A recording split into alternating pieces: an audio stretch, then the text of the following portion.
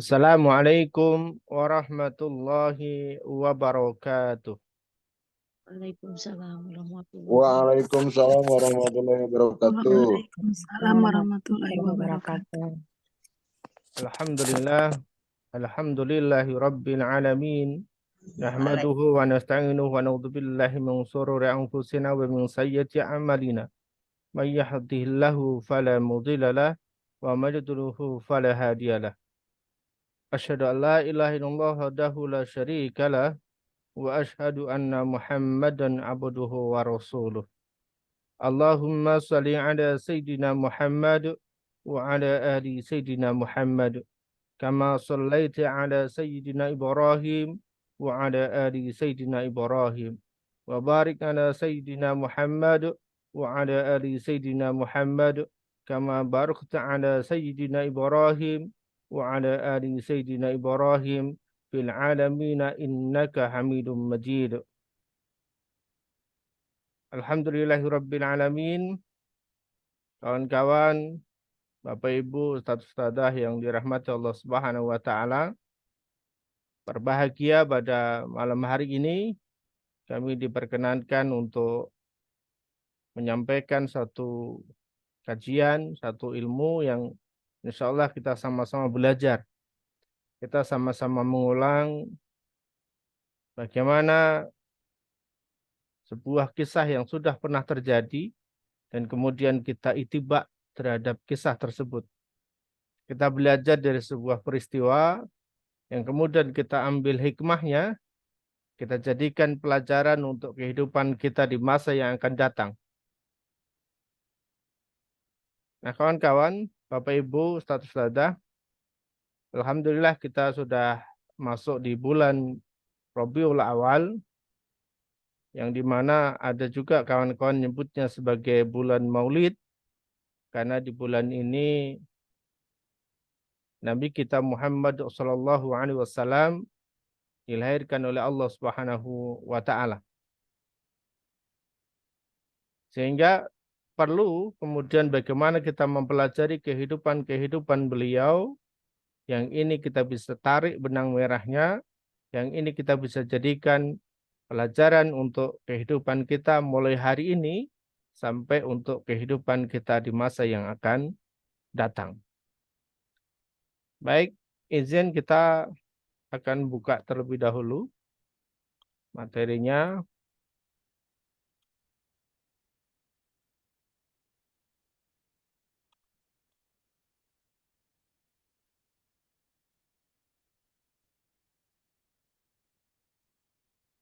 Baik, kita pindah ke sini. Ya, tema malam hari ini saya ingin kemudian mengambil salah satu sisi. Sebenarnya banyak sisi dari kehidupan Rasulullah Shallallahu Alaihi Wasallam yang bisa kita jadikan pelajaran. Hanya kemudian sesuai dengan tema kita di Manut Quran, maka kita ambil sisi Muhammad sebagai pedagang. Bagaimana nanti prosesnya dan kemudian bagi kawan-kawan yang berprofesi sebagai pedagang, sebagai seorang pebisnis, maka kita bisa belajar dari kisah perjalanan beliau dalam berdagang ataupun menjalani bisnis. Langsung saja, mukadimahnya kita ambil dari Quran Surah Al-Ahzab, surah ke-33 ayat ke-21, yang barangkali kita juga seringkali mendengarkan ayat ini. Laqad kana lakum fi Rasulillahi uswatun hasanah liman kana yarjullaha wal yawmal akhir wa dzakarallaha katsira. Laqad, sesungguhnya atau sungguh gitu ya. Jadi sungguh benar-benar ada pada diri Rasulullah itu adalah suri tauladan yang baik bagimu, yaitu bagi orang-orang yang mengharapkan rahmat Allah Subhanahu wa taala dan juga meyakini akan datangnya hari kiamat, dan juga banyak menyebut Allah Subhanahu wa taala atau banyak mengingat Allah. Wa dzakarallaha katsira. Jadi banyak-banyak untuk mengingat Allah. Nah, kawan-kawan, Bapak Ibu, Ustaz-ustazah, di sini ada uswah hasanah ya atau uswatun hasanah. Ini tidak hanya sekedar suri tauladan yang baik saja, tetapi ada pada diri Rasulullah itu adalah suri tauladan yang baik dan sempurna. Jadi baik dan juga sempurna. Karena banyak contoh kehidupan beliau yang kita bisa belajar. Baik ada sisi akhlaknya, kemudian dari sisi ibadahnya, dari sisi kepimpinannya, dari sisi sosialnya, dari cinta kasihnya, dan juga dari sisi kewirausahaannya. Nah, termasuk malam hari ini yang nanti akan kita lebih kupas adalah terkait dengan contoh ataupun uswah hasanah dari sisi kewirausahaan. Namun sebelum ke sana, bolehlah kita kemudian sedikit belajar, ya, bagaimana Rasulullah SAW memberikan banyak pelajaran untuk diri kita. Salah satu contohnya ketika beliau benar-benar dihalang-halangi dalam dakwahnya. Para petinggi Quraisy, mereka berkumpul rapat. Apa nih nama atau sebutan yang akan diberikan kepada Muhammad? Apakah tukang sihir, tukang sulap, penipu, atau apa? Atau bahkan penyair, atau siapa? Gitu ya. Nah, sampai kemudian disebutlah salah satu orang bernama Imran menyebut bahwa ya Rasulullah itu gila. Gitu. Lalu kemudian inilah yang menjadi olok-olokan di masyarakat gitu ya. Yang ingin menjatuhkan Rasulullah, yang ingin menjatuhkan Muhammad ketika masih berada di Mekah. Namun bagaimana sikap Rasulullah ini? Nah, beliau terhadap orang yang membenci, terhadap orang yang bahkan sebagai pencetusnya tadi, itu beliau datangi. Beliau datang silaturahmi. Nah, di sini kita juga diajarkan, orang-orang tua kita juga sudah mengajarkan, saat silaturahmi itu tidak dengan tangan kosong, tetapi membawa oleh-oleh. Barangkali dulu waktu kita masih kecil, sering diajak orang tua, ya, bapak atau kakek, nenek, ibu, gitu ya. Ketika silaturahmi ke saudara, ke teman, itu selalu membawa tentengan, bawa oleh-oleh. Nah, Rasulullah pun juga sama. Datang silaturahmi kepada orang yang membencinya, itu dengan membawa 100 ekor onta. Ditolak, nggak boleh datang, nggak boleh nemui gitu ya. Ontanya suruh ninggal. Ontanya suruh tinggal, Muhammad suruh pulang. Nah, ini kayak gimana ini? Ini kalau dalam bahasa kita mungkin curang nih ya. Jadi nggak boleh ketemu tapi ontanya suruh ninggal. Ditinggal sama Rasulullah 100 ekor onta. Ya pulang Rasulullah. Hari berikutnya datang lagi ini Rasulullah. Datang bawa 100 ekor onta lagi. Belum nyampe rumahnya, suruh pulang, suruh balik lagi. Suruh balik kanan gitu ya. Tapi ontanya suruh ninggal. Ya sudah, pulanglah Rasulullah. Apakah benar berhenti? Tidak. Satu hari datang lagi Rasulullah, bawa 100 ekor onta lagi. Nah, yang ketiga ini bingung nih orang. Ini bukan orang sembarangan ini. Ini betul-betul Rasulullah, betul-betul Rasulnya Allah. Orang biasa nggak bisa seperti ini. Orang biasa ketika sudah ditolak satu kali ya sudah. Dia akan pulang. mutung, putus asa gitu ya, nggak akan datang lagi. Ini enggak, sudah ditolak, datang lagi gitu ya. Jadi ditolak, datang lagi. Ini berarti bukan orang biasa.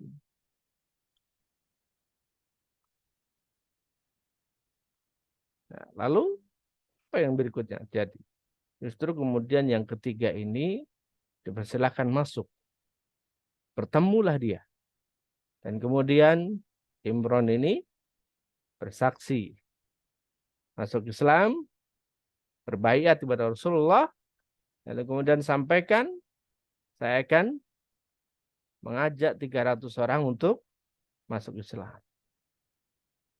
Nah, dengan apa ya? Dia mengajak dengan 300 ekor unta yang telah dibelikan oleh Rasulullah itu. Dia akan bagi-bagiin bagi orang-orang yang mau masuk Islam. Jadi betul-betul ada uswah nih di dalam diri Rasulullah Shallallahu Alaihi Wasallam. Kita juga bisa ingat barangkali terhadap orang yang betul-betul menghalangi dakwah Rasulullah, melempari Rasulullah dengan kotoran, dengan batu, dilempari Rasulullah. Tetapi tatkala beliau sakit, justru Rasulullah orang yang pertama kali menjenguknya. Ini akhlak yang luar biasa. Contoh yang luar biasa. Terkadang kita dengan orang yang memusuhi atau dengan orang yang tidak memusuhi saja, mungkin gara-gara beda pilihan politik, beda pilihan keyakinan terhadap pemilu dan seterusnya, akhirnya kemudian sampai bermusuhan, tidak mau ketemu, atau bahkan saingan dalam bisnis itu, yang akhirnya kemudian tidaklah terhubung silaturahmi.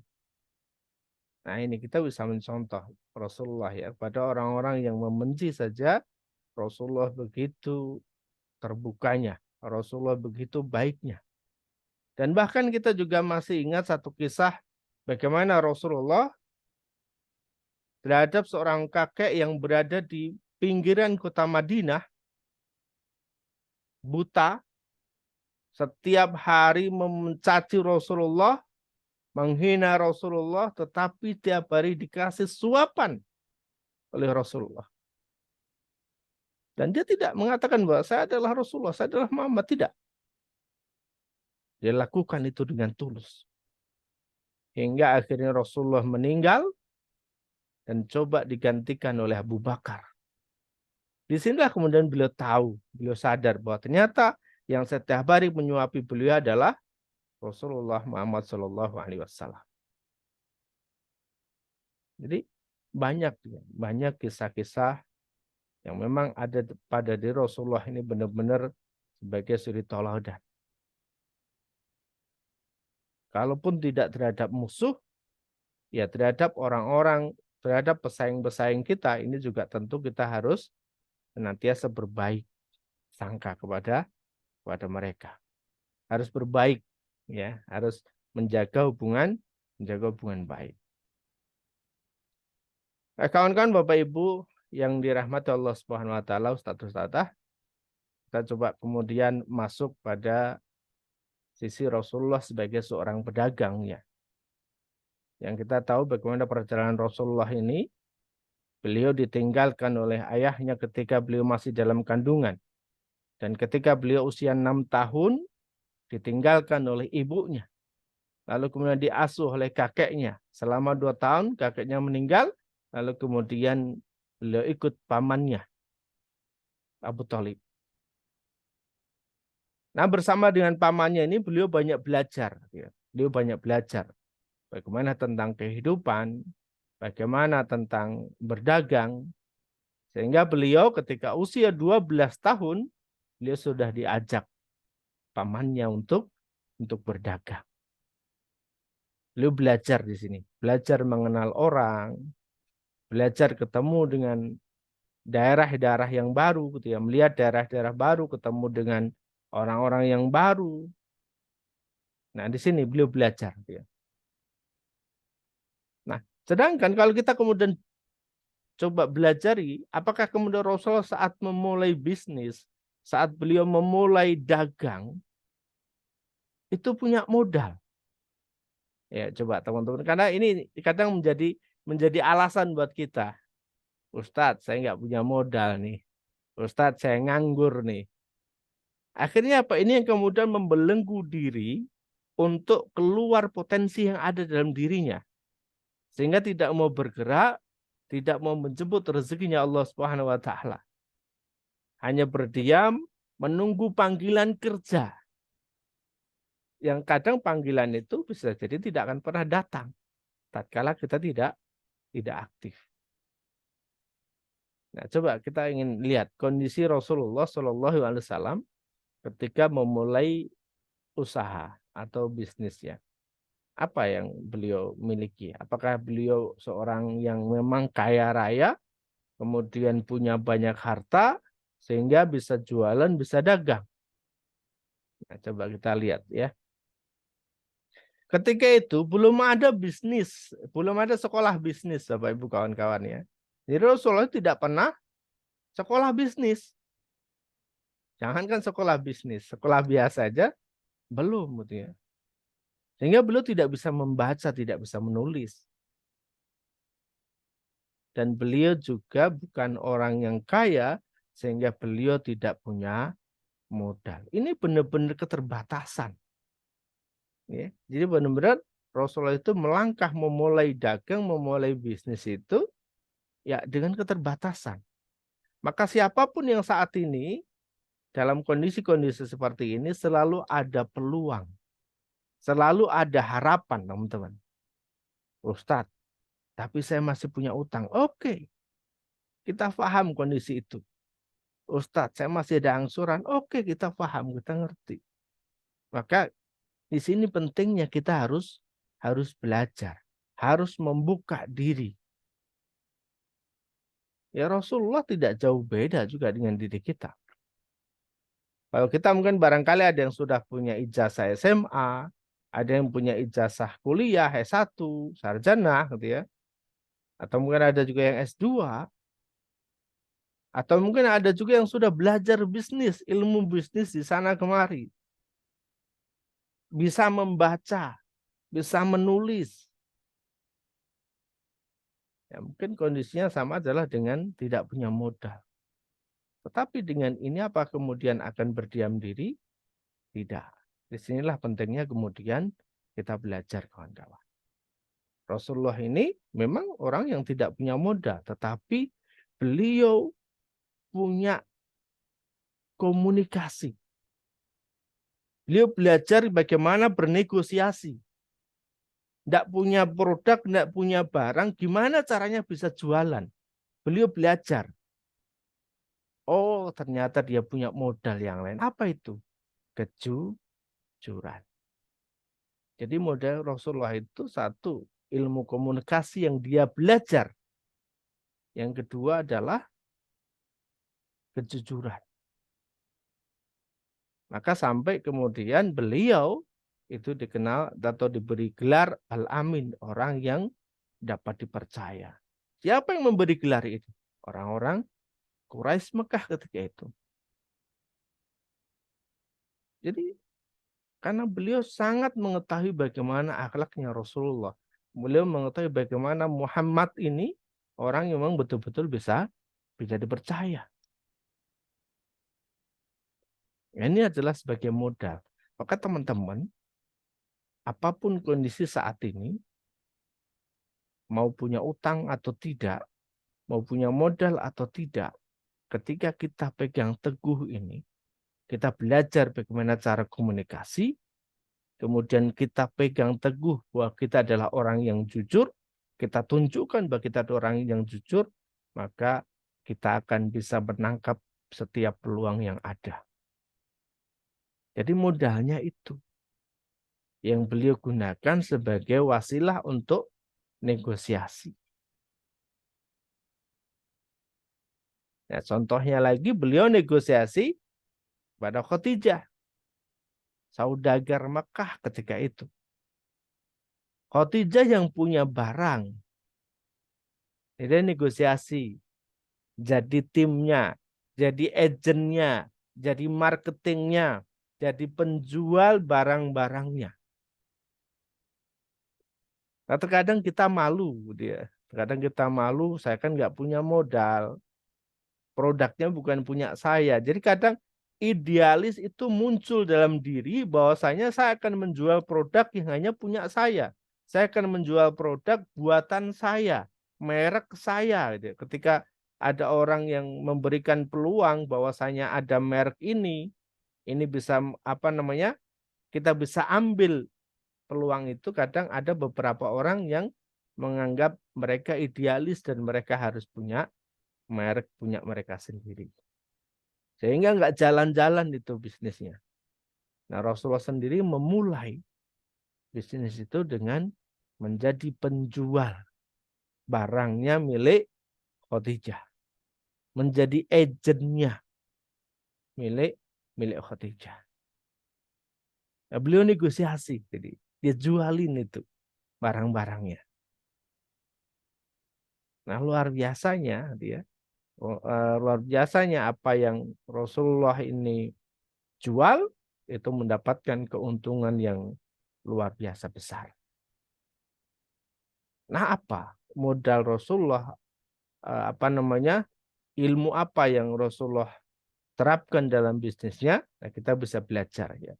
Ada banyak ini sampaikan, barangkali nanti kalau kita belajar beberapa ilmu berbeda, tetapi saya kemudian ambil 4 poin besarnya bahwa Rasulullah Shallallahu Alaihi Wasallam yang tidak pernah sekolah bisnis, yang tidak bisa membaca, yang tidak punya modal, tetapi beliau menjadi seorang pedagang yang sukses, menjadi seorang marketing yang luar biasa, penghasilannya besar. Karena apa? Karena beliau memegang 4 hal ini.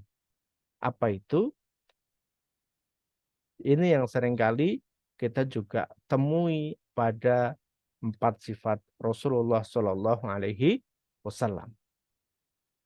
Iya, ada sidik, amanah, fatonah, tablik. Beliau sidik, jujur. Ketika beliau berdagang, ini luar biasa.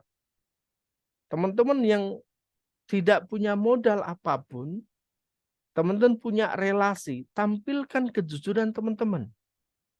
Maka akan dikasih modal oleh orang-orang yang berada di sekitarnya. Jadi orang-orang yang jujur itu justru akan dicari oleh orang lain untuk membantu menjualkan produk-produk mereka. Untuk membantu pemasarannya. Untuk direkrut menjadi timnya. Untuk diajak menjadi agennya. Baik itu produk ataupun jasa. Ya, baik itu barang ataupun jasa.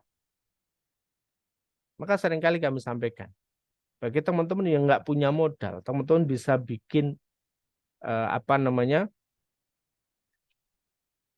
kerjasama dengan rekanannya, dengan teman-teman yang punya modal. Yuk, ini ada peluang bisnis seperti ini, kita bisa jalankan bareng, atau saya yang menjalankan, modalnya dari engkau. Ketika orang ini sidik, ketika orang ini jujur, ya orang akan percaya, orang akan tertarik. Menitipkan barangnya, menitipkan modalnya, menitipkan uangnya.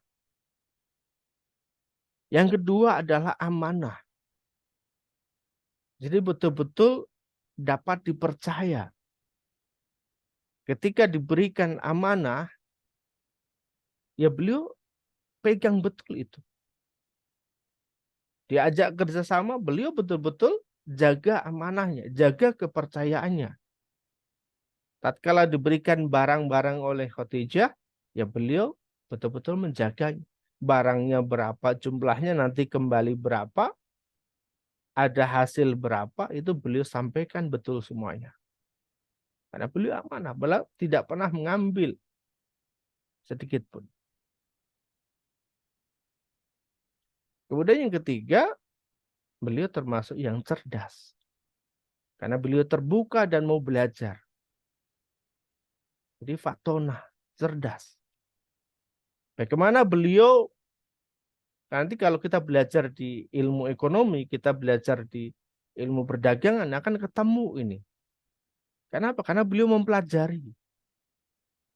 Termasuk bagaimana beliau membranding dirinya, bagaimana beliau juga mengawasi pasar, apa yang dibutuhkan pasar, bagaimana juga beliau juga mengamati bagaimana kebiasaan-kebiasaan masyarakat ketika itu, sehingga muncul sebuah kebutuhan, dan beliau kemudian bisa menyediakan apa yang mereka butuhkan.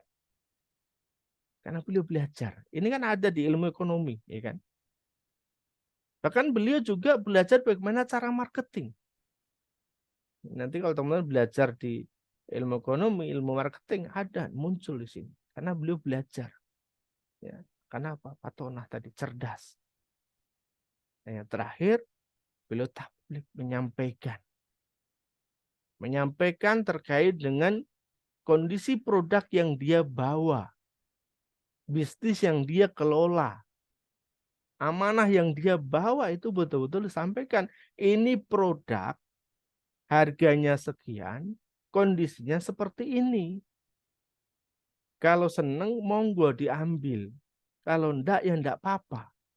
Kan begitu. Jadi kita punya produk, kita punya jasa, apa kelebihannya, apa manfaatnya. Itu kita delivery, kalau dalam bahasa kita sekarang adalah kita delivery, kita sampaikan. Sehingga orang akan seneng. Orang akan balik lagi, repeat order lagi, dagangan laris. Nah, teman-teman, kawan-kawan, Bapak Ibu, ustaz-ustazah yang dirahmati Allah Subhanahu wa taala. Jadi dari sekian ilmu yang dilakukan oleh Rasulullah Shallallahu alaihi wasallam, bagaimana agar beliau menjadi seorang pedagang yang sukses, yang luar biasa, tidaknya saya berikan kesimpulan ada 4 ini. Karena beliau punya sifat sidik, amanah, fatonah, dan juga tabligh. Beliau jujur, beliau amanah, beliau fatonah, cerdas, dan juga beliau tabligh, senantiasa menyampaikan. Kondisi barangnya seperti apa, yaitu beliau sampaikan. Keuntungannya berapa, beliau sampaikan. Ya, beliau sampaikan betul-betul sehingga orang seneng, baik yang beli seneng, yang memberikan amanah pun juga senang. Terbukti bahwa beliau kemudian dilamar oleh Khadijah. Karena apa? Karena akhlak beliau, karena sifat beliau yang luar biasa. Jadi bukan Muhammad yang melamar, tetapi Khadijah dulu yang memberikan lamaran. Bapak Ibu, kawan-kawan yang rahmat Allah Subhanahu wa taala, kita bisa belajar bahwasanya Rasulullah adalah seorang pedagang, Rasulullah adalah seorang pebisnis. Maka ada satu ustadz yang kemudian mengatakan bahwasanya jika kita ingin mengikuti Rasulullah, ya salah satunya adalah dengan menjadi seorang pedagang, dengan salah satunya menjadi seorang pebisnis. Jadi tatkala kita memilih bisnis, tatkala kita memilih dagang, ini juga dalam rangka kita ingin nyunah kepada Rasulullah Shallallahu Alaihi Wasallam. Bahkan kita juga bisa lihat bagaimana latar belakang dari 2 tokoh besar di Indonesia, yaitu adalah Kiai Haji Ahmad Dahlan dan juga Kiai Haji Hasyim Asy'ari. Mereka adalah juga seorang pebisnis, mereka juga seorang pedagang yang luar biasa. Kita bisa mengikuti jalan langkah mereka, jejak-jejak mereka. Maka ada yang mengatakan juga bahwa 9 dari 10 pintu rezeki itu lewat perdagangan. Tetapi ini bukan berarti kemudian mengecilkan teman-teman yang berada di ranah kantor, teman-teman yang berada di ranah PNS, pegawai, dan sebagainya. Dan apapun posisi kita, pekerjaan kita saat ini, kita semuanya terbuka untuk bisa menjadi seorang pedagang. Karyawan juga bisa menjadi seorang pedagang. PNS juga bisa menjadi seorang pedagang tanpa harus meninggalkan pekerjaan yang utama. Insya Allah dengan mengharapkan ridha Allah Subhanahu wa taala dan dalam rangka kita mengikuti sunnah Rasulullah Shallallahu Alaihi Wasallam, kita mengikuti, meniru bagaimana apa yang ada dalam diri Rasulullah sebagai uswah hasanah, sebagai suri teladan yang baik. Ini kita bisa ikuti dalam kehidupan sehari-hari, utamanya bagi teman-teman yang menjalani profesi sebagai seorang pedagang. Baik, demikian materi pada malam hari ini. Banyak lebih dan kurangnya mohon untuk dimaafkan. Kita nanti sambung pada sharing dan diskusi. Assalamualaikum warahmatullahi wabarakatuh. Salam warahmatullahi wabarakatuh. Waalaikumsalam warahmatullahi wabarakatuh. Ya Allah, jazakallahu katsir pada Kang Ustadz Dilianto yang telah menyampaikan materi yang luar biasa pada malam hari ini. Kembali kita diingatkan untuk juga merenungkan ya perjuangan Rasul kita, yang mana ini bisa menjadi salah satu hal yang bisa kita ikuti, tentunya dalam aspek bagaimana beliau mengajarkan kita dalam hal berbisnis ataupun dalam konteks pengelolaan di bidang ekonomi. Baik Bapak Ibu yang dirahmati Allah SWT, kita akan melanjutkan agenda kita berikutnya, yaitu sharing, diskusi. Untuk tanya jawab, kami akan beri kesempatan kepada Bapak Ibu untuk bisa bertanya secara langsung, ataupun bisa dituliskan melalui room chat ya, meeting chat, untuk bisa dituliskan apa yang ingin disaringkan atau ditanyakan. Silahkan kami beri kesempatan kepada Bapak Ibu yang ingin sharing terkait dengan materi malam hari ini ataupun hal lainnya seputar menurut Quran. Waktu untuk sharing kami persilahkan. Kalau yang ingin bertanya langsung bisa memberikan simbol tangan ya di Zoom-nya. Untuk selanjutnya nanti kita bisa beri kesempatan untuk bisa menyampaikan apa yang disaringkan. Baik, kami tunggu Bapak Ibu yang ingin sharing secara langsung, kami persilakan, monggo.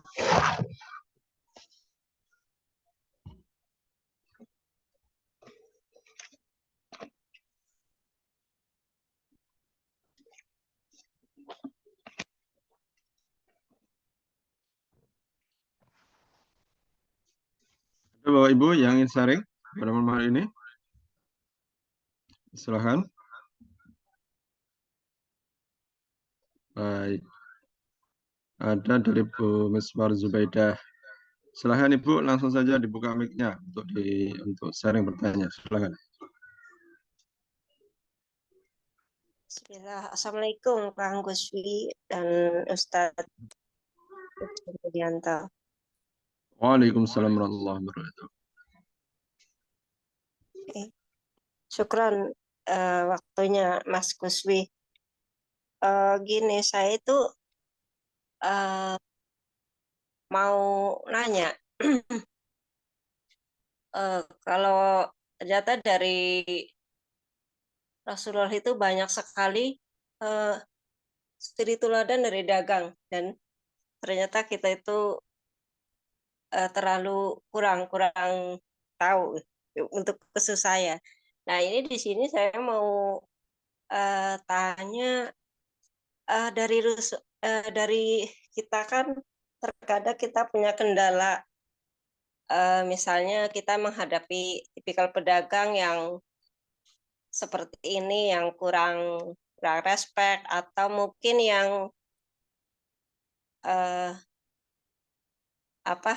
kayak semacam kurang respect sama jualan kita, produk kita, atau mungkin pedagang yang mungkin menghadapi tipikal pedagang yang kurang respect ke kita. Terus di zaman Rasulullah itu juga mengalami seperti yang mungkin kita alami sekarang, seperti itu. Itu aja dulu. Makasih. Baik, terima kasih Bu Miswar Zubaidah.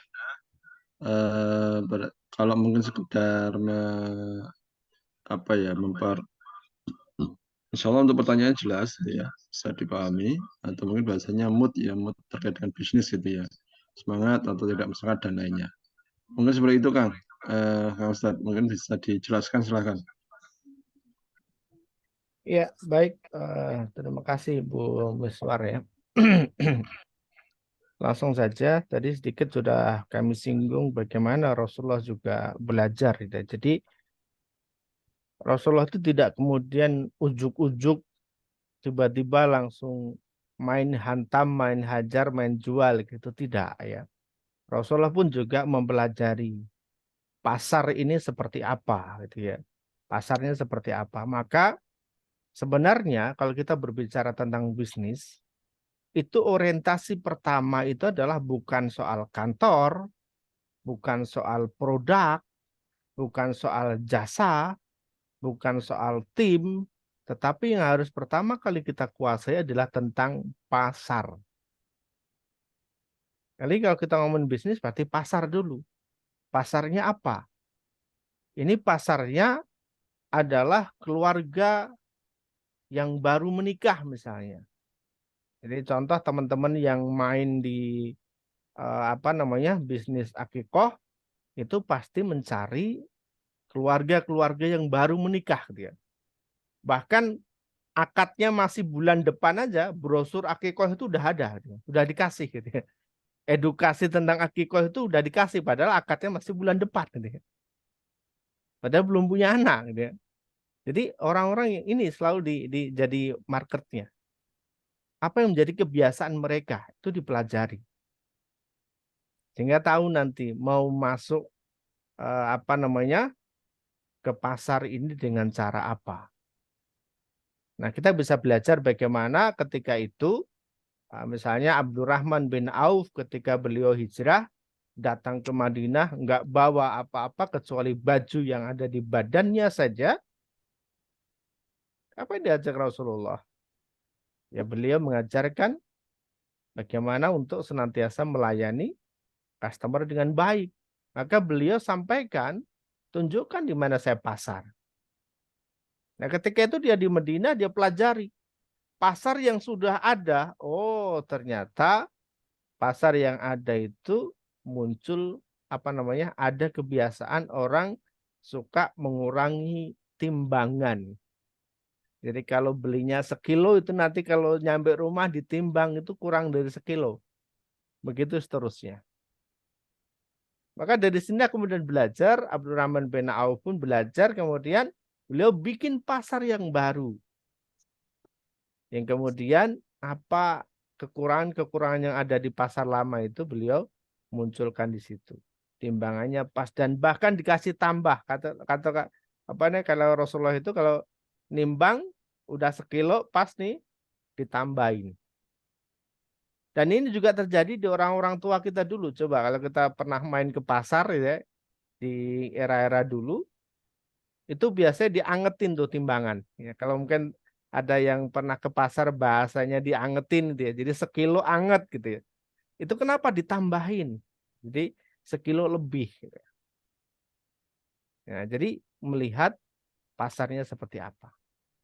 Termasuk misalnya bagaimana kita mempelajari pasarnya emak-emak misalnya. Emak-emak itu ya apa kebiasaan-kebiasaan mereka, kapan mereka online, apa yang menjadi tontonan mereka setiap hari. Oh, misalnya telenovela ketika itu misalnya, ya kan?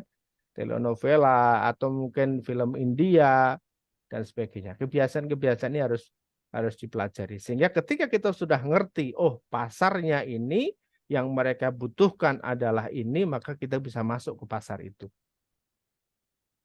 Oke, yang kedua, setelah mempelajari pasarnya, tentu kemudian yang harus dibangun adalah personal brandingnya. Rasulullah itu juga ngebangun personal branding.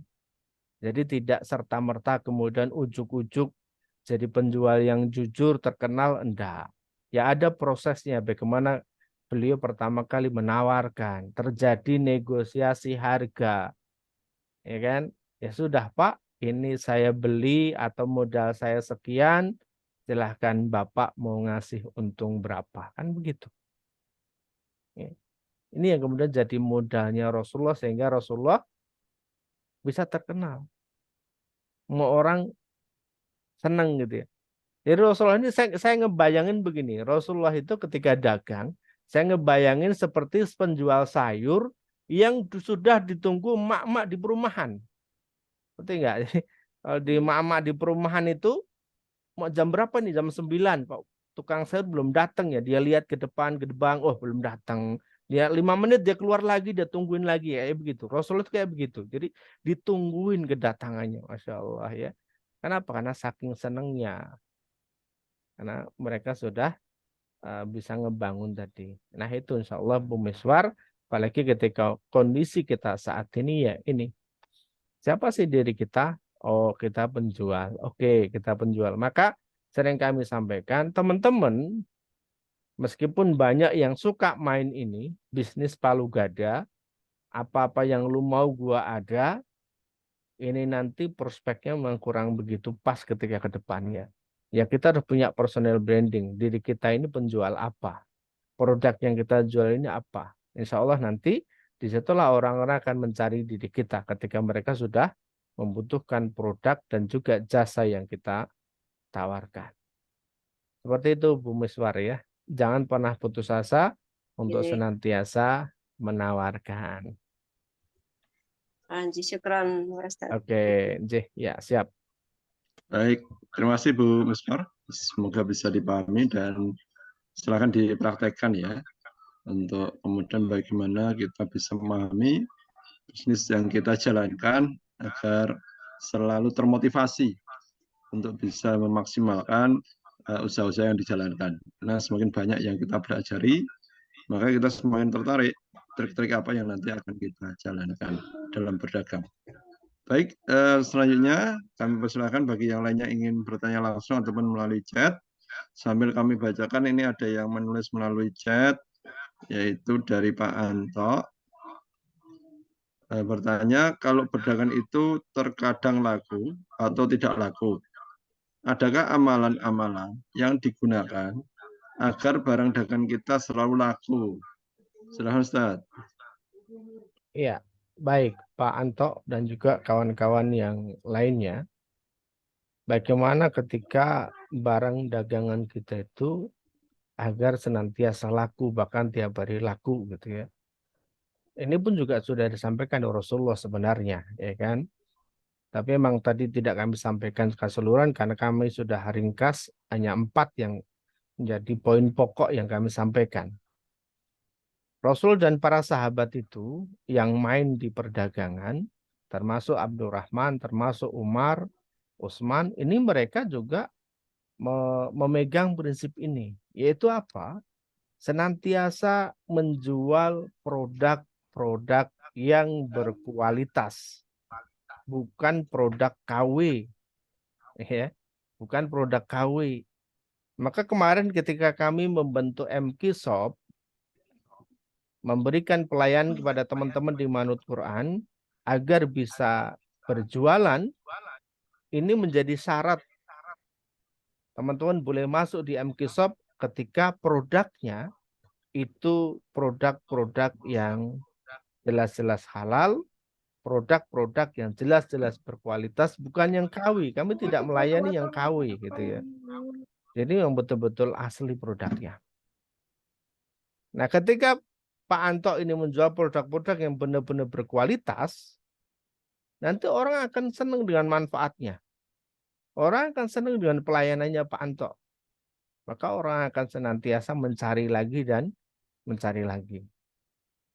Nah, di sisi lain, terkait dengan amalan atau doa misalnya, ya senantiasa kita berdoa kepada Allah Subhanahu wa taala, ya saya dengan berbanyak istighfar, memperbanyak sholawat, ataupun dengan baca surah Al-Fatihah yang sering kami sampaikan. Boleh ini diamalkan. Baca surah Al-Fatihah, kemudian baca surah Al-Ikhlas, Al-Falaq, Anas, boleh ini diamalkan. Ya, seperti itu Pak Anto, silahkan. Nanti di sisi yang lain juga, kita juga senantiasa mengevaluasi diri kita.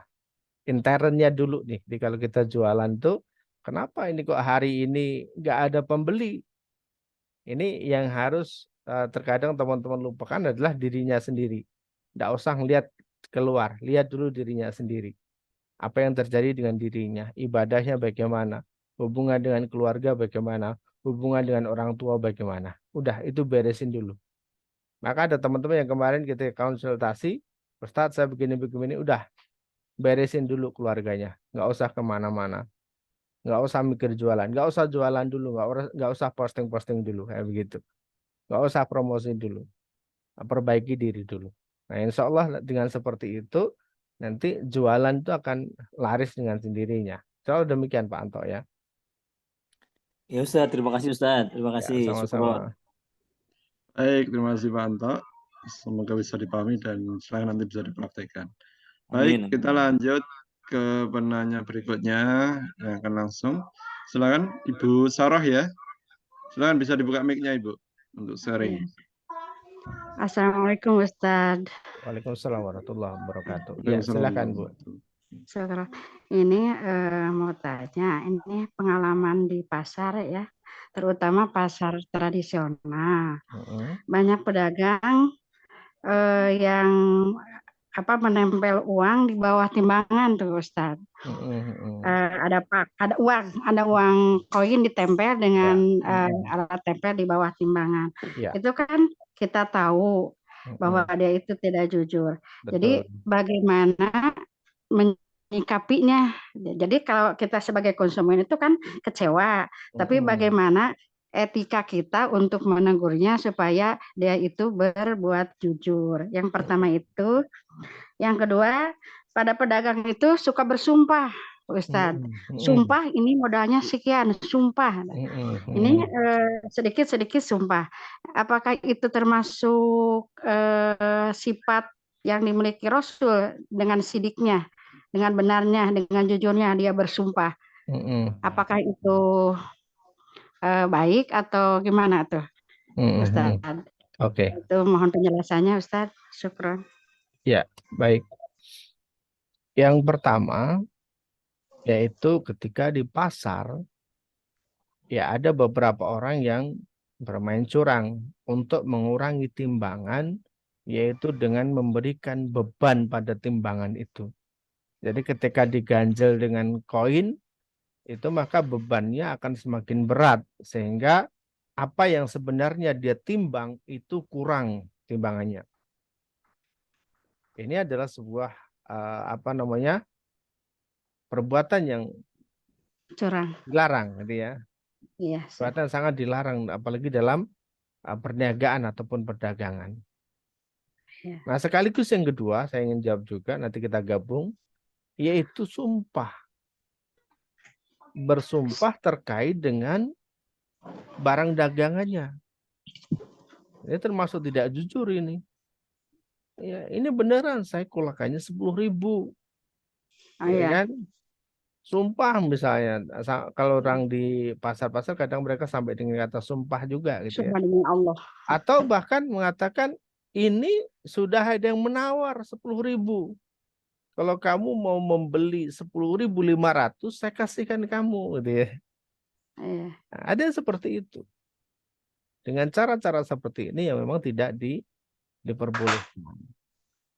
Dan bahkan ada satu lagi praktek yang ada di pasar dan juga di lapangan, yaitu adalah dengan pihak ketiga.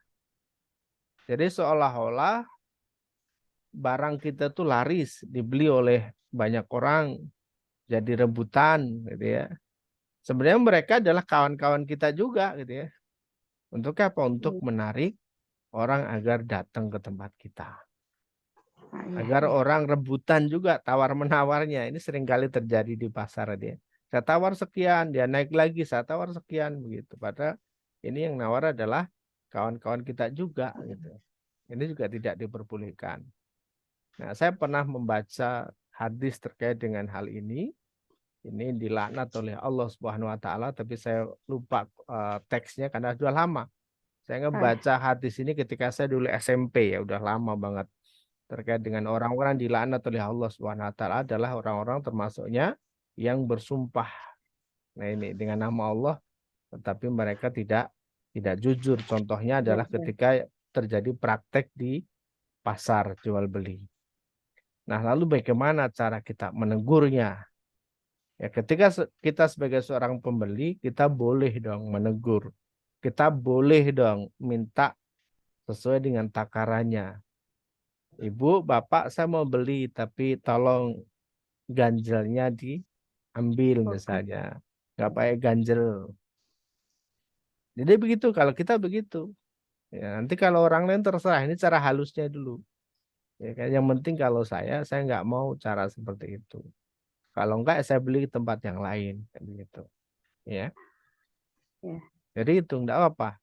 Karena kita pembeli itu adalah raja. Maka boleh menegur dengan cara seperti itu. Ya, Atau kalau mau dengan agak sedikit frontal, ya nanti diingetin, Pak, kita jualan harus jujur. Ibu, kita harus jualan jujur, nggak boleh seperti itu. Kita cari berkahnya. Atau cara yang lain, ajak deh datang ke pengajian gitu ya. Insya Allah nanti akan berubah sedikit demi sedikit. Atau di pasar itu adakan pengajian misalnya. Ya, Insya Allah demikian Bu Saroh ya. Mudah-mudahan bisa menjawab dua pertanyaannya tadi. Terima kasih Ya, Ustaz. yang terpenting lagi kita jangan ikut-ikutan Bu ya. Jangan Yes. ikut-ikutan melihat fenomena pasar seperti itu lalu kemudian yang lain juga sama Ustadz sama jangan ya. Jadi justru kita harus berbeda dibanding dengan yang lainnya. Insya Allah demikian Bu Saroh ya. Ya, terima kasih. Ya, oke. Assalamualaikum. Waalaikumsalam warahmatullahi wabarakatuh. Waalaikumsalam warahmatullahi wabarakatuh. Terima kasih Bu Sarah. Ya, semoga bisa Ya, dipahami sama-sama. dan silakan nanti bisa dijalankan, diamalkan. Baik, penanya berikutnya Bu Nani dari Medan. Silakan Ibu. Terima kasih Kang Guswi. Assalamualaikum Pak Ustadz. Waalaikumsalam warahmatullahi wabarakatuh. Gini Pak Ustadz, mengenai tadi yang soal Bu Sarah itulah kan yang soal timbangan gitu kan. Ya, usaha saya laundry Iya. kiloan salah satunya Oke. kan. Gitu. Di saya memang ketentuannya gini Ustadz, di bawah saya buat minimal order 2 kilo. Jadi di bawah 2 kilo saya buat 2 kilo. Itu saya zolim sama konsumen atau gimana tuh Ustadz? Tapi saya sebelumnya saya udah ngomong dulu sama konsumennya gitu. Kita di bawah 2 kilo ya Bu gitu. Itu gimana sayanya Ustadz? Apa itu uangnya itu saya haram atau gimana? penjualannya seperti apa itu Bu? Laundry misalnya Ustadz, laundry kan ya. saya kan laundry. Ya, maksudnya penghitungan harganya gimana? Penghitungan harganya memang kan saya kan 7.000 sekilo gitu. Saya minimal order 2 kilo gitu Ustadz. Jadi di bawah 2 kilo saya tetap harga 2 kilo. Jadi mereka bayar 14.000 walaupun di bawah 2 kilo gitu. Berarti langsung ini aja, berarti langsung nilainya 2 kilo 14.000 seperti itu Bu. Atau gimana? Gimana bahasanya? Misalnya dia kan bawa baju kotor misalnya cuma 1,5 kilo gitu Ustadz. Oke, Itu ya. sebelum saya tulis bond saya bilang ini di bawah 2 kilo ya Bu, kita order kita minimal order 2 kilo jadinya itu 1,5 kilo saya tetap saya kasih harga 2 kilo gitu Ustadz, tetap 14.000 gitu. Oke, ya. Tetapi kalau misalnya 1 kilo tetap dihitung 2 kilo juga atau seperti apa?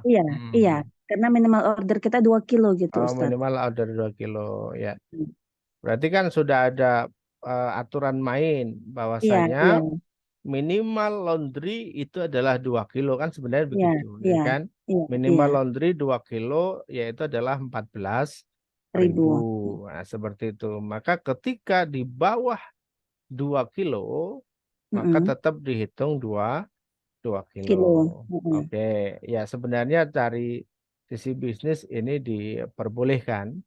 Tetapi kalau mau ngasih saran agar ini jauh lebih bisa berbagi manfaat ke banyak orang, ya yang 1 kilo tetap dihitung 1 kilo, yang 2 kilo tetap dihitung 2 kilo.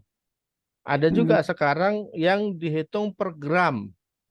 Jadi tidak kiloan tapi per gram. Jadi kalau misalnya per gramnya berapa? Per gramnya 1000, ya sudah. Berarti per gramnya 1000. Kalau misalnya 1 kilonya nanti tinggal dikalikan aja seperti itu misalnya, ya kan? Nah, per 10 gram atau per apa ya, saya agak lupa juga. Atau bisa juga dihitung per potong misalnya. Nah, seperti itu. Ya, berarti kalau memang mau dibikin paket seperti itu, berarti dihitungnya bukan per kilo 7.000, tetapi tulisannya adalah 2 kilo 14.000. Seperti itu. Karena berarti kan tidak ada hitungan 1 kilo, Bu. Iya, nggak ada. Kita minimal order 2 kilo gitu, Nah, Ustadz. kalau minimal order 2 kilo berarti ditulis saja 2 kilo 14.000. Karena tidak ada hitungan, tidak ada hitungan sekilo. Nanti per kilo berikutnya dihitung 7.000 per kilo misalnya. Jadi ini hampir sama dengan paketan ekspedisi yang kargo. Ekspedisi Iya. kargo itu dihitung per 10 kilo pertama. Jadi kalau per 10 kilo pertama, mau 5 kilo, mau 7 kilo, mau 10 kilo, tetap dihitung 10 kilo pertama. Itu sekian tarifnya. Lalu kemudian per kilo setelahnya, itu sekian ribu. Nah, seperti itu. Seperti itu, Bu, ya. Oh, ya, Ustadz. Oke.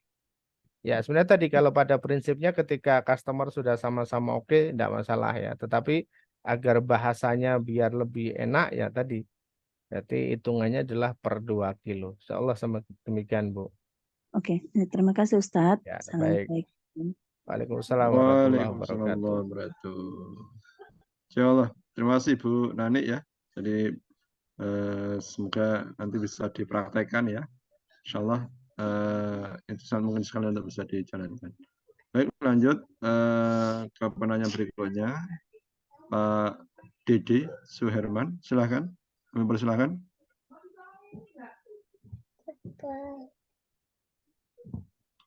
Silakan Pak Dede. Kami beri kesempatan untuk sharing. Baik, silakan. Assalamualaikum Pak Ustadz. Waalaikumsalam warahmatullahi wabarakatuh. Silakan Pak Dede. Mau bertanya Pak Ustadz nih, kalau jualannya yang mes, terus dikreditin, itu hukumnya gimana tuh Pak Ustadz? Oke. Udah itu aja? Iya, udah. Jadi kayak panci, baju, Betul. elektronik, kendaraan seperti itu Pak Dede ya. Tapi bentuknya kan emas yang si orang bukan, ternyata bukan emas yang dibutuhkan, kan uangnya tuh dijual lagi. Nah, itu hukumnya gitu. Gimana itu Pak Ustadz? Oh, ternyata yang dibutuhkan adalah emas. Oke. Kita pun nggak tahu gitu. Orang itu barang. Iya. Oke. Iya. Baik. Minta hanya ya Pak Ustadz, mohon maaf. Oke, baik ya. Baik.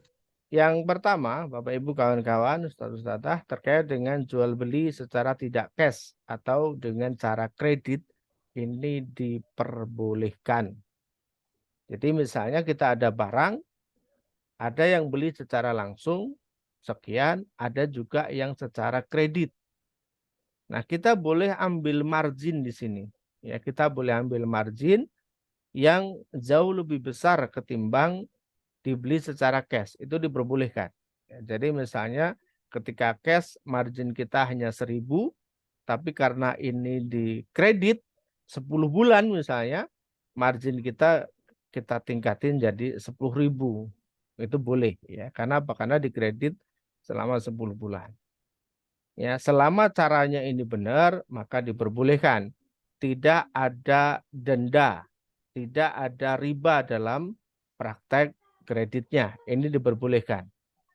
Ya, silahkan. Kalau misalnya kita kredit motor, asal caranya benar, maka diperbolehkan. Dan tidak ada denda ketika nanti terjadi keterlambatan dalam mengangsur kreditnya tersebut. Karena apa? Karena kesepakatan harga sudah diambil di awal.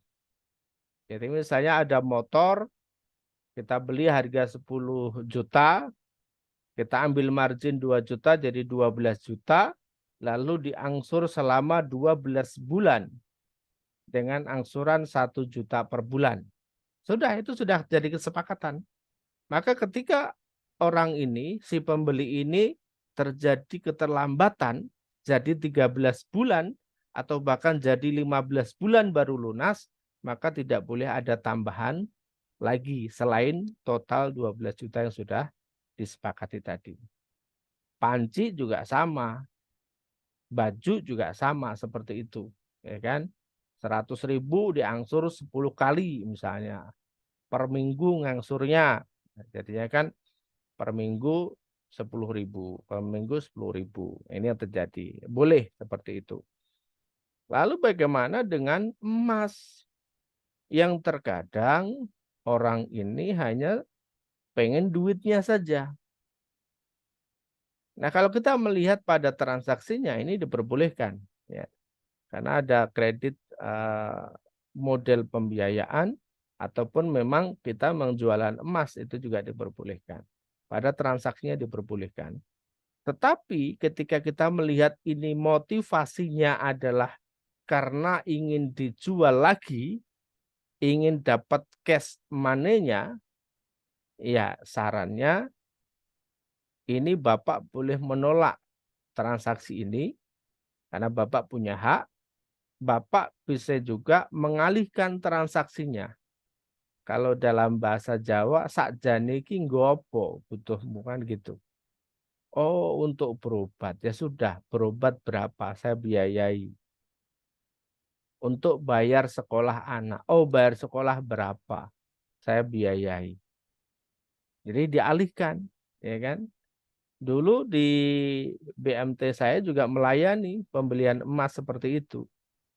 Tapi kemudian akhirnya dimanfaatkan oleh nasabah, oleh customer yang karena mereka sudah tidak boleh minjam uang lagi di tempat kami, akhirnya kita yang diakalin, belinya emas gitu ya, pembiayaan emas. Ya, 2 hari dijual lagi gitu ya. Setelah emasnya kita transaksikan, ada hitung-hitungannya 2 hari dijual lagi emasnya. Akhirnya kami tidak lagi melayani untuk pembiayaan emas. Karena kita tahu motivasinya seperti apa. Tapi kalau emas yang memang ingin dipakai sendiri, emas karena ingin disimpan sebagai investasi, itu masih kami layani. Insya Allah demikian Pak Didik ya. Kalau dari transaksinya insya Allah diperbolehkan dengan transaksi jual beli dengan cara kredit yang benar itu diperbolehkan. Tapi kalau tahu bahwa tadi motivasinya adalah hanya ingin mengalihkan saja, pengen dapat duit cashnya tadi, ini Bapak Didik boleh menolak. Seperti itu Pak Didik ya. Baik, keren. Iya. Baik, terima kasih Pak Didik. Demikian tadi ya penjelasan. Sekarang nanti bisa dipahami lebih jauh lagi. Baik, kita akan lanjut. Ini waktu sudah menunjukkan pukul 21.27. Kita akan cukupkan dengan menjawab sharing yang ada di room chat ya. Ini dari Pak Ahmad. Assalamualaikum Ustaz. Saya sekarang usaha produksi bubuk kopi. Mohon didoakan agar berkembang sehingga bisa melunasi amanah. Amin. Amin, amin. Insya Allah ya. Mudah-mudahan bisa laris dan bisa menjadi wasilah datangnya rezeki dari Allah Subhanahu wa taala. Amin ya rabbal alamin. Baik, lanjut dari Bapak Atang Nurjaman. Assalamualaikum warahmatullahi wabarakatuh, Kang Ustadz dan guru, semoga sehat selalu. Amin. Dunia dagang ada hubungan dengan amaliyah sholat hajat. Mohon pencerahan tentang pelaksanaan sholat hajat, baik rakaat maupun surat yang didawamkan. Ya Allah. Ustaz. Oke, baik ya Pak Asep ya. Dan juga kawan-kawan Bapak Ibu yang dirahmati Allah Subhanahu wa taala, sebenarnya banyak banget ya terkait dengan amalan-amalan yang memang dalam dunia perdagangan kita biar bisa laris. Tetapi yang kemudian perlu digarisbawahi bahwasanya semua amalan itu akan kembali kepada diri kita terkait dengan niat dan juga keyakinan kita kepada Allah Subhanahu wa taala. Ada satu kiai yang mengajarkan misalnya baca sholawat 400 kali selepas sholat atau setiap pagi misalnya, atau baca zikir tertentu di setiap pagi atau setiap sore, atau dengan sholat hajat tadi misalnya. Nah, apapun itu, teman-teman sekali lagi, ini kembali kepada niatan dan juga keyakinan kita kepada Allah Subhanahu wa taala. Lalu kemudian tadi dipertanyakan, bagaimana nih sholat hajat yang kemudian bisa membuat dagangan itu laris. Nah, jujur terkait dengan amaliyah yang ini, saya pribadi belum mendapatkan ijazahnya secara langsung, sehingga kami belum berani menyampaikan kepada teman-teman secara terbuka seperti ini. Kecuali kalau nanti saya sudah dapat ijazahnya secara langsung dari guru-guru kami, ya akan kami sampaikan di forum seperti ini. Insya Allah demikian ya Pak Asep, mudah-mudahan bisa difahami. Tapi insya Allah semua amaliyah itu baik dan bisa membuat dagangan laris. Tadi seperti pertanyaan Pak Anto tadi sudah saya sampaikan ya kan. Berbanyak istighfar, berbanyak sholawat, berbanyak sedekah. Insya Allah itu adalah bagian-bagian dari melariskan dagangan. Dan kalau saya boleh ijazahkan kepada teman-teman semua, ya sedekah. Sedekah subuh, jangan cuma 1.000, 2.000, 50.000, 100.000. Lakukan, insya Allah dagangan teman-teman laris. Insya Allah demikian, Gus. Baik, insyaallah, terima kasih Ustaz. Baik, kemudian Pak Ateng ya, Nurjaman ya. Insyaallah apa yang disampaikan oleh Ustaz Udin tadi nanti bisa diamalkan, dijalankan untuk memantapkan apa yang menjadi ikhtiar kita dalam hal berusaha. Baik, Bapak Ibu yang kami hormati, cukup untuk materi kita pada malam hari ini. Sudah menunjukkan pukul 21.31 ya, waktu Indonesia bagian Barat. Insyaallah kita akan terus belajar tentang bagaimana kita mengikuti sunnah-sunnah Rasul. Tentunya ini juga sebagai salah satu rangkaian kita hadir kembali untuk belajar ya, mengingat di momentum tanggal 12 Rabiul Awal ya, terkait dengan Maulid Nabi ya, tentu yang lebih baik adalah kita kembali belajar tentang bagaimana kita mengikuti sunnah-sunnah yang diajarkan oleh Rasulullah untuk bisa kita amalkan dalam kehidupan sehari-hari kita. Insya Allah ini nanti akan menjadi sarana bagi kita untuk mendapatkan syafaat beliau nanti di yaumil akhir. Amin. Baik, cukup Ustaz untuk malam hari ini ya. Insya Allah kita akan tutup materi kita atau kajian kita pada malam hari ini. Mari kita tutup pertemuan kita dengan doa penutup majelis bersama-sama. Subhanakallahumma wa bihamdika asyhadu an la ilaha illa anta astaghfiruka wa atubu ilaik. Terima kasih atas hadirnya Bapak Ibu semuanya dalam acara kajian online malam hari ini. Mohon maaf jika banyak uraian khilafan dalam kita mendampingi atau menghadirkan acara kajian online hari ini. Dan insya Allah kita akan bertemu kembali di kajian online kita di pekan berikutnya. Demikian kami undur diri, kami tutup. Assalamualaikum warahmatullahi wabarakatuh.